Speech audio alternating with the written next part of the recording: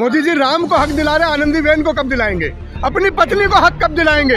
अपनी पत्नी को जो हक नहीं दिला पाए वो राम को हक दिला। अब राम भी डरने लगे हैं कि मैं किसके हाथों से अवतरित हो गया। प्रभु राम जी खुद पर गंगा जल छिड़क रहे थे आज कि मुझे बचा लो, मैं आज भागा हो गया। प्रधानमंत्री दिवाली कह देंगे तो मैं दिवाली मना लूं, प्रधानमंत्री कह लें मैं करवा चौथ है तो मैं करवा चौथ, प्रधानमंत्री कहें आज दशहरा है तो मैं रावण फूंक दूं, प्रधानमंत्री कहें वाल्मीकि जयंती है मैं वाल्मीकि। तो पत्नी को छोड़ के भला कौन पूजा यज्ञ में जाता है? ये भी आज कर दिया साबित मोदी। सनातन धर्म का आज कहीं पे कत्ल हुआ है तो वो वहाँ पर हुआ। मोदी जी ने राम से बस एक ही बात सीखी है, पत्नी को कैसे छोड़ दिया जाता। मोदी जी ही तपस्वी हैं, मोदी जी ही वैज्ञानिक हैं, मोदी जी ही फोटोग्राफर हैं, मोदी जी ही नेता हैं, मोदी जी ही भक्त हैं, मोदी जी ही ब्रह्म ऋषि। 2014 के बाद एक बीमारी फैली है देश में, मोदियाबिंद।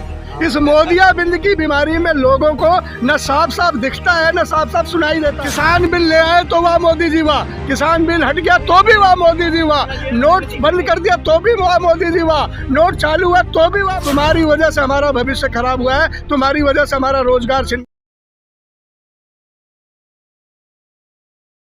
तक जाने। देखिए ये डरे हुए बौखलाए हुए खौफजदा लोग हैं जो राहुल के न्याय पथ से डर गए हैं, सहम गए हैं, और सहमे हुए लोग पीठ के पीछे से वार करते हैं। यही बीजेपी की कायराना हरकत है जो आज राहुल गांधी न्याय के पथ पर बैठकर लोगों को न्याय की एक राह दिखा रहे हैं, न्याय का भरोसा दिला रहे हैं। और न्याय पथ पर बढ़ते हुए राहुल गांधी के काफिले पर ये कायराना जो वार हो रहे हैं, इससे राहुल गांधी डरने वाले नहीं। इन्हें पता नहीं है कि राहुल की रगों में राजीव गांधी जी का लहू है, इंदिरा गांधी का लहू है, और ये लहू है जो देश के लिए बलिदान हो गया, देश के लिए अपने प्राण दे दिए। राहुल जैसा आपने देखा ही था, वो दृश्य आपने देखा कि कुछ लोग डंडे और झंडे लेकर आए और नारे लगाने लगे। जैसे राहुल गांधी ने बस का दरवाजा खोला, एक शेर के आते जैसे गीदड़ भाग जाता है, वैसे वो गीदड़ों की जमात भाग गई और शेर मुस्कुराता हुआ फिर वापस आ गया। राहुल गांधी आज के शेर है। मैं तो गर्व से कहता हूँ कि आज का राम राहुल है नाम। जैसे राम जी वन वन में भटक के जन जन को जोड़ रहे थे, आज राहुल गांधी उसी रूप स्वरूप में वन वन भटक पथ पथ चलकर लोगों को अपने साथ जोड़ रहे हैं, हाथ को मजबूत कर रहे हैं, लोगों में भरोसा दे। राम कह रहे हैं, बीजेपी कह रही है कि राम भक्तों से चिढ़ रहे, नारों से चिढ़ रहे, राहुल गांधी एकदम परेशान है। राहुल गांधी के पिताजी ने, राम जी कारागार में थे, राजीव गांधी ने उस कारागार को खुलवाया था। वो ताले अगर खुले थे, राम बाहर हुए थे, आजादी की सांस रामलला को पहली बार मिली थी तो राजीव गांधी जी की वजह से मिली थी। रामलला उस दर पे नहीं थे। जब उस दर पर स्थापित कराने की बात आई तो पंडित नेहरू ने, वहाँ प्रधानमंत्री थे देश के, उन्होंने रामलला को वहाँ रानी जी के यहाँ से लाके स्थापित कराया। रामलला जी को स्थापित नेहरू जी ने कराया, कारागार राजीव जी ने खुलवाया, और कहते हैं राहुल डर जाएंगे। अरे मूर्खों, राहुल के नाम में आधा रा है। वो राम से डरने वाले हैं क्या? वो राम के साथ है, राम के भक्त है, और राम जी का आशीर्वाद राहुल जी पर बरस रहा है। और ये बताएगा 24 का चुनाव कि वो लाल किले की प्राचीर से तिरंगे को फहराते हुए नजर आएंगे। जेल में डाल देंगे राहुल गांधी को, वायलेंस बढ़ाने के केस में। जेल में महात्मा गांधी भी रहे, इंदिरा गांधी भी रही जेल में, नेहरू जी तो सबसे ज्यादा जेल में रहे। ये जेल और कारागार बने ही कांग्रेस के लोगों को दबाने और डराने के लिए। लेकिन कब कौन सा नेता डरा है और कब कौन सा नेता सहमा है?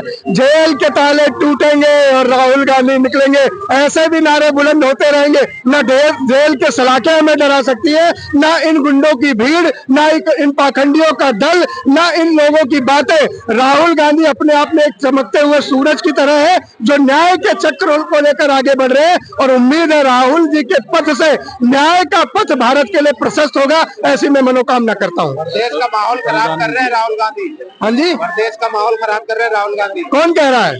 हेमंत बिस्व शर्मा।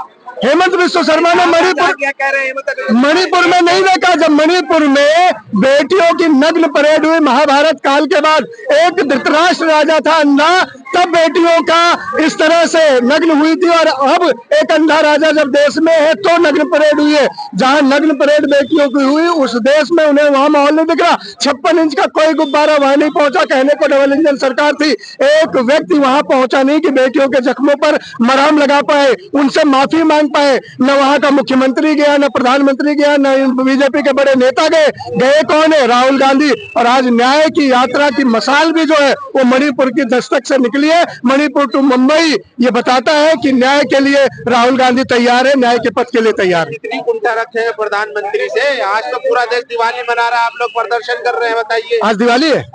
पूरा नहीं नहीं, मुझे आप ही बता दीजिए। प्रधानमंत्री दिवाली कह देंगे तो मैं दिवाली मना लूं, प्रधानमंत्री कह ले करवा चौथ है तो मैं करवा चौथ रख लूं, प्रधानमंत्री कहे आज दशहरा है तो मैं रावण फूंक दूं, प्रधानमंत्री कहे वाल्मीकि जयंती है तो मैं वाल्मीकि जयंती। अरे प्रधानमंत्री तो आज खुद ही अकेले गए थे पत्नी को छोड़ के पूजा करने। जीवित पत्नी को छोड़ के भला कौन पूजा यज्ञ में जाता है, ये भी आज कर दिया साबित मोदी जी ने। चारों शंकराचार्य आज मोदी के खिलाफ है। आप देख लीजिए, धर्मराज सनातन धर्म का आज कहीं पे कत्ल हुआ है तो वो वहां पर हुआ है। मैं तो सोच रहा था मोदी जी आज अपनी पत्नी को लेकर आएंगे, क्योंकि नल नील की तरह उन्हें सिर पर पत्थर तो ढोना नहीं था, न पुल बनाना था, न कहीं जाके समुद्र को पार करना पड़ता।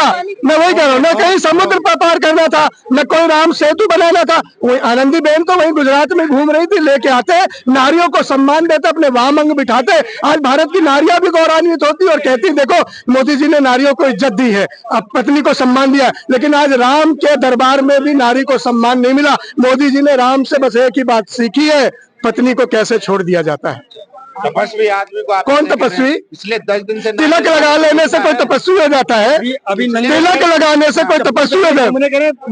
10 दिन से नंगे पैर है और चप्पल पहने घुमा रहे हैं। तपस्वी है मोदी जी। मैं कह रहा हूँ वही तपस्वी है, वही देखिए मोदी जी ही तपस्वी है, मोदी जी ही वैज्ञानिक है, मोदी जी ही फोटोग्राफर है, मोदी जी ही नेता है, मोदी जी ही भक्त है, मोदी जी ही ब्रह्म ऋषि है। और उनको जेपी नड्डा तो ये भी कहते हैं वो नरों के ही देवता नहीं, सुरों के भी, भगवानों को भी देवता है। यही वजह है कि वो सुरेंद्र हो गए, नरेंद्र से सुरेंद्र कर दिया जेपी नड्डा ने। और राम जी को छोटा सा बना के मोदी जी उनको उंगली पकड़ के चला रहे थे।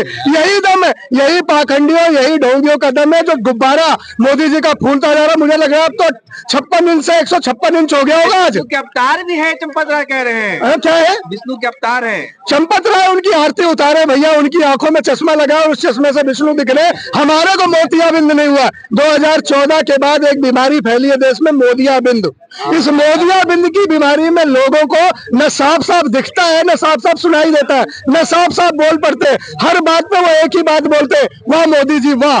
किसान बिल ले आए तो वाह मोदी जी वाह, किसान बिल हट गया तो भी वाह मोदी जी वाह, नोट बंद कर दिया तो भी वाह मोदी जी वाह, नोट चालू हुआ तो भी वाह मोदी। ये जो जनरेशन है वाह मोदी जी वाह मोदी। इनके बच्चे पूछेंगे इनसे, पापा जब हम बड़े हो रहे थे तो तुम पोस्टर चिपका चिपका के झूठा ही वाह मोदी जी क्यों कर रहे थे? तुम्हारी वजह से हमारा भविष्य खराब हुआ है, तुम्हारी वजह से हमारा रोजगार छिन गया। ये बच्चे पूछेंगे अपने अपने बाप की गिरबान पकड़ के जो मोदियाबिंद के शिकार है उनसे। मोदी जी ने राम को हक दिला दिया, रामलला ठाट में थे, उनको वहां पहुंचा दिया मोदी जी ने। तो मोदी जी राम को हक दिला रहे, आनंदी बेन को कब दिलाएंगे? अपनी पत्नी को हक कब दिलाएंगे?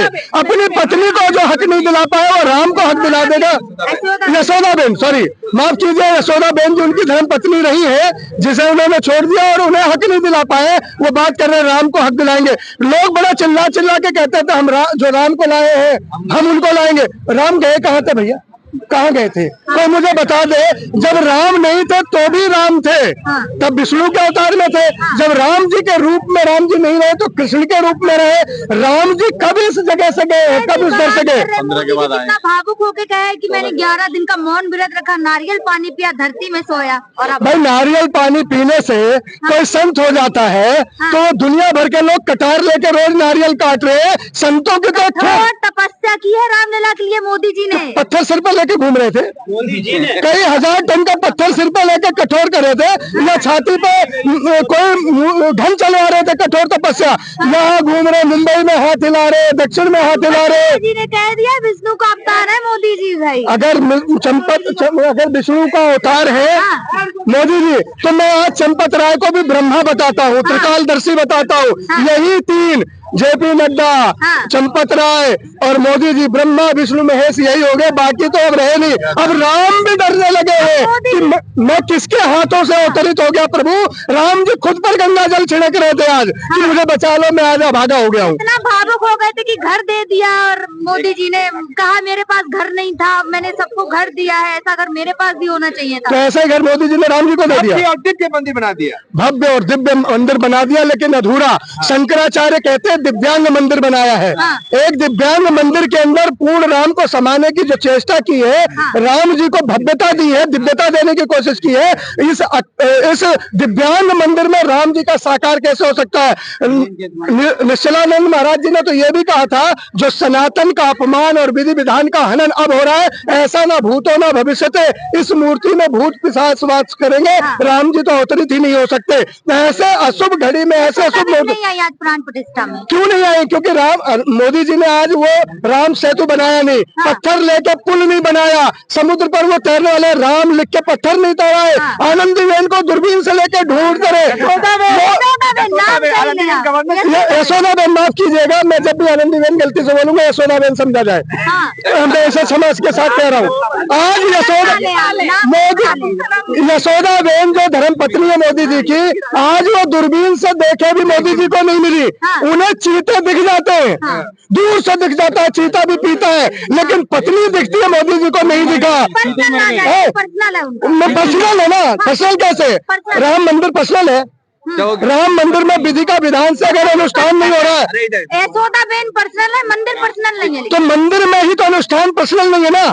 जग जाहिर हो रहा है ना कि वो सम्मान समाज के लिए। अगर अनुष्ठान विधि पूर्वक नहीं हो रहा है तो ये अनुष्ठान नहीं हो रहा है, ये समझ लीजिए आप। मैं कहता हूँ कि जब रावण ने राम जी के सेतु बंधु रामेश्वरम की स्थापना की और वहां वो पुरोहित रहे, रावण ने भी सीता को लाके राम के बगल में बिठा दिया। मोदी अपनी पत्नी नहीं ला पाए। आज पूरा देश देख रहा था, गर्व से देख रहा था। आज आधी आबादी को मोदी जी पूरा न्याय देंगे, अपनी पत्नी को बगल में बिठा के राम जी की आरती उतारेंगे। रामलला से आशीर्वाद ले रहे थे मोदी। अरे अकेले क्यों लेटे? अकेले क्यों लेटना था तो अपनी पत्नी के साथ भी लेटते। धर्म कर्म विधि विधान के साथ राम जी का अवतरण होता। मैं एहसान कर दिया राम पे, राम जी पर लेट के एहसान कर दिया कि मैं तुम्हारा लेट के तुम्हारा चरण छू लिया। राम जी तुम्हारे ऊपर मैंने एहसान कर दिया है, अब तुम जुग जुग जियोगे क्योंकि मैं लेट गया हूँ तुम्हारे आगे। क्या चल रहा है यार?